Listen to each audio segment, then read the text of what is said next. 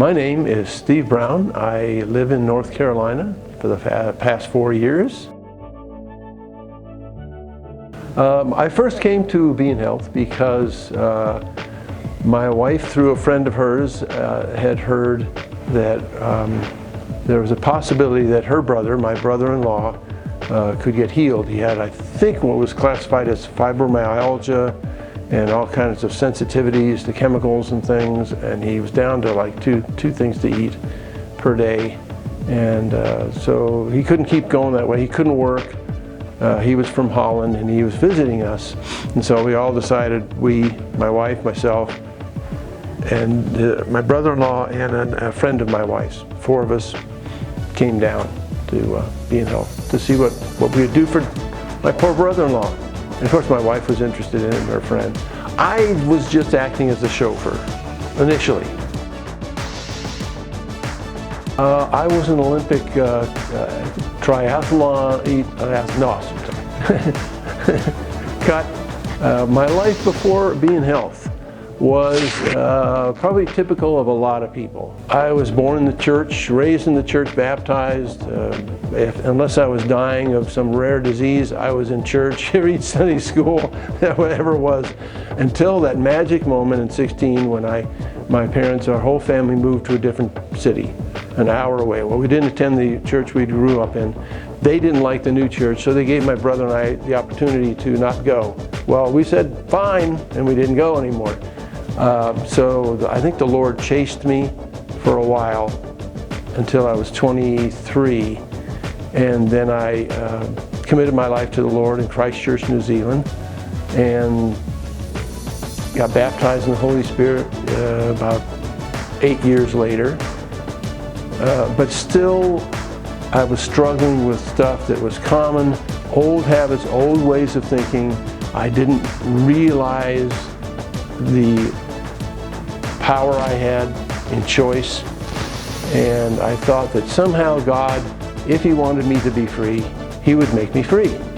And so I was just sort of going to church every Sunday, going to Bible study every week for years and years and years. You see the same stuff, you hear the same stuff, but there's no real life in it. There's no joy, no freedom. It was almost like you put something on my shoulders like an ox and said, go for it. And that was my lot in life, you know, trot along. I'm a Christian. Yes, I'm going to make it through.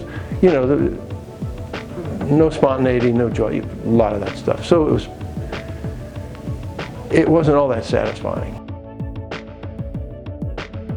Well, initially, if you want to go initially, my life after Be in Health was one, I'll be honest, confusion.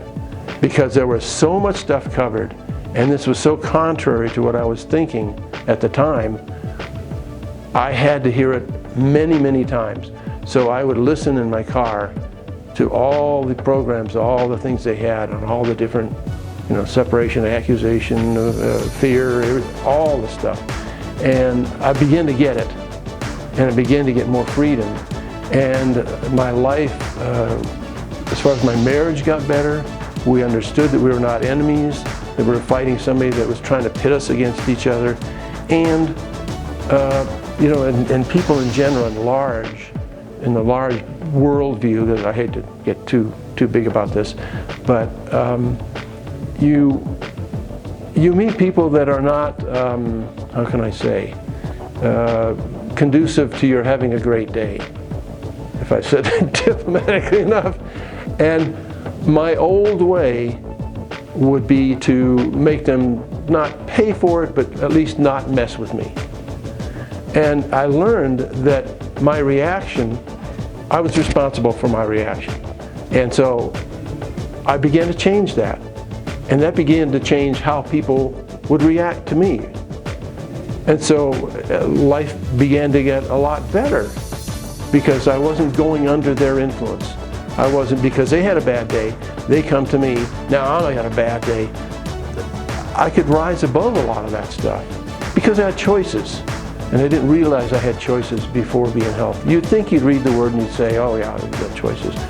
But you don't know how to put that into action.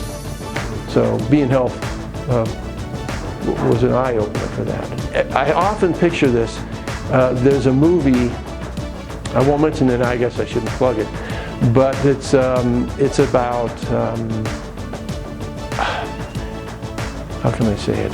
There's one scene where the two main characters go to take back the leader, and he's up in a hotel room and they're interrogating him, and they go to get weapons. So they go into this room and it opens up with endless rows of weapons, and they go down just loading weapons into their gun belt, bullets and this and that, and they come out like with all this armor.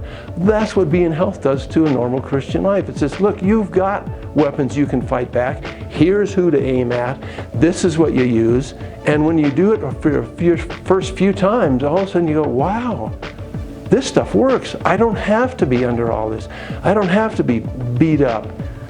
So it gives you weapons to take back your life. If anyone's on the fence, do I go, do I not go? I've got something to say. You were born and made to soar. Now, I'm a retired pilot. I want to put this in a perspective. A lot of people in life will get into a plane and expect to go somewhere. But if your life is you're taxiing a plane and you're going down a highway and you never take off, and you're driving down the road with cars, you don't fit. The wings are in the way, and you never get speed enough to get airborne, to see the beautiful scenery, see the big picture, enjoy it. What you need to do, what Being Health does, is it shows you how to soar in your life. That's what you're made. You've got wings, you've got, that's what God wants us all to soar, to go up and look at beautiful things and get out of the ruts and the problems and all the repeat stuff and go somewhere.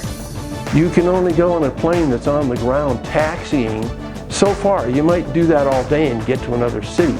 But if you're doing that all day in a plane in the air, you're going to go to another continent. And God wants us to go places and spread this word and be joyful, happy.